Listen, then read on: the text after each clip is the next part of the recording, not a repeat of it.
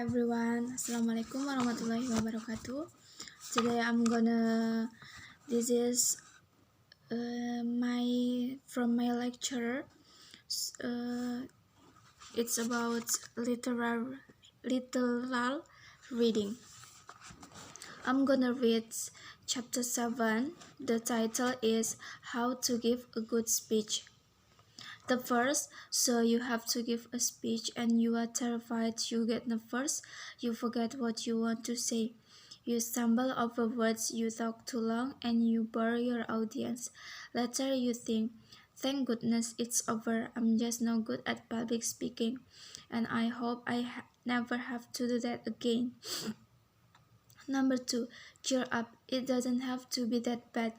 Here are some simple steps to take the pain out of speech making. First of all, it is important to plan. Do your homework, find out everything you can about your subject, and at the same time, find out as much as you can about your audience. What are they? What do they know about your subject? Do they have a common interest? Why are they coming to hear you speak? Put yourself in their shoes as you prepare your speech. Ask yourself the purpose of your speech. What is the occasion? Why are you speaking? Are you introducing another speaker, moderating a discussion, giving a lecture, convincing someone? There are many possible speaking roles and each one has its own special characteristics. Make sure you know into which category you fit. Don't spoil your speech by confusing one speaking role with another. Let's suppose that you have been asked to introduce the main speaker at a conference. First, find out the most important and interesting things about the speaker. Then summarize this information in a few remarks. It's alright to tell a joke or an anecdote if it is in a good taste and will not embarrass the speaker. And most important, be brave. Remember, you are not the main speaker, you are introducing the main speaker. If you are a moderator, you should begin by giving a quick introduction of the people on the panel. After that, you should try to keep the discussion running smoothly, and you should try to focus on the connection between speakers. Keep yourself in the background, don't talk too much, and don't interrupt the panelists. Be thoughtful and be considerate. If you are giving a lecture or explaining an idea, gather as many facts as you can on your subject. Spend plenty of time doing your research, then spend plenty of time organizing your materials so that your speech is clear and easy to follow. Use as many examples as possible and use pictures, cards, and graphs if they will help you make your points more clearly. Never forget your audience, don't talk over their heads, and don't talk down to them. Treat your audience with respect, they will appreciate your thoughtfulness. If you are trying to sell something, you will need to convince your audience. Do you want them to vote for candidate A? Are you offering them a new improved toothbrush? This kind of speech is usually dramatic, but here too, you must do your research and know your facts. When you are making your speech, try to relax, speak slowly and clearly, and look at people in your audience. Use simple vocabulary and expression whenever possible. Pause for a few seconds now and then to give your audience a chance to think about what you have said. Make sure that everyone in the room can hear you. If it is a large room or an auditorium, you will probably have to use a microphone. Just remember, be prepared. Know your subject, your audience, and the occasion. Be brave. Say what you have to say and then stop. And be yourself. Let your personality come through so that you make person-to-person contact with your audience.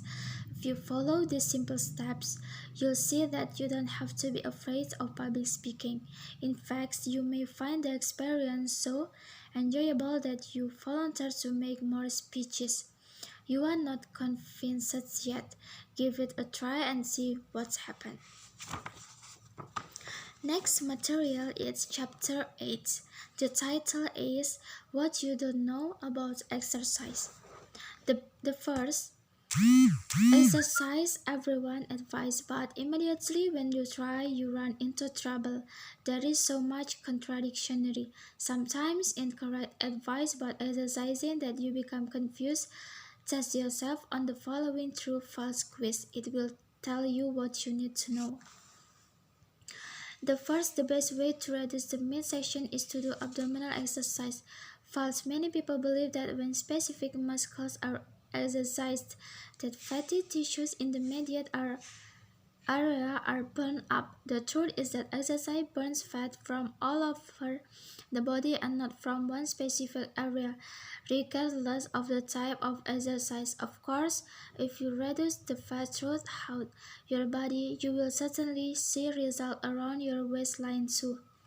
Number two, to maintain an adequate level of physical fitness, you need to exercise only twice a week. False studies conducted by NASA, the National Aeronautics and Space Administration, show that unexercised muscles lose their strength very quickly. After 48 to 72 hours, you must use the muscles again to re-establish the good physical effects. And what does that mean to you?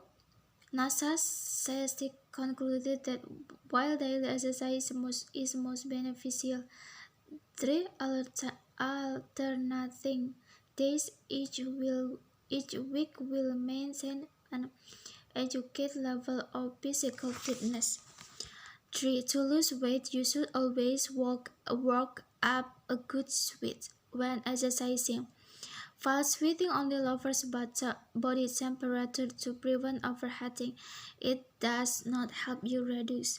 You may weigh less immediately after a workout, but this is due to water loss. Once you replace the liquid, you replace the weight. 4. You burn more calories jogging one mile than walking the same distance. First, you use the same amount of energy whether you walk or jog the mile. Since in both cases you are moving the same weight, the same distance, the span doesn't matter. Of course, if you jog rather than walk for 30 minutes, you'll cover more distance and therefore burn more calories. Your breathing doesn't return to normal within minutes after you finishing exercising. You have exercised too much.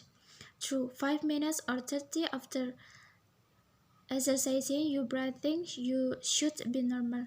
Your heart shouldn't be pounding and you shouldn't be exhausted. Beneficial exercise is not overly difficult, unpleasant, and exhausting. It is moderate, enjoyable, and refreshing. Walking is one of the best exercises. True, walking helps circulation of blood throughout the body and thus has a direct effect on your overall feeling of health. 7. Vigorous stretching exercise keep muscle flexible.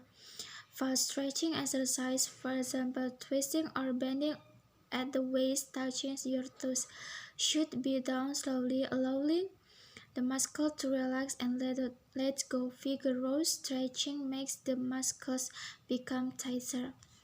8. The minimum amount of time you should spend exercise in a day is 20 minutes. True, there are more than 400 muscles that attach to your skeleton. A good exercise routine should contract and stretch all these muscles, and this simple cannot be done with 4 or 5 exercises in 5 or 10 minutes from experience.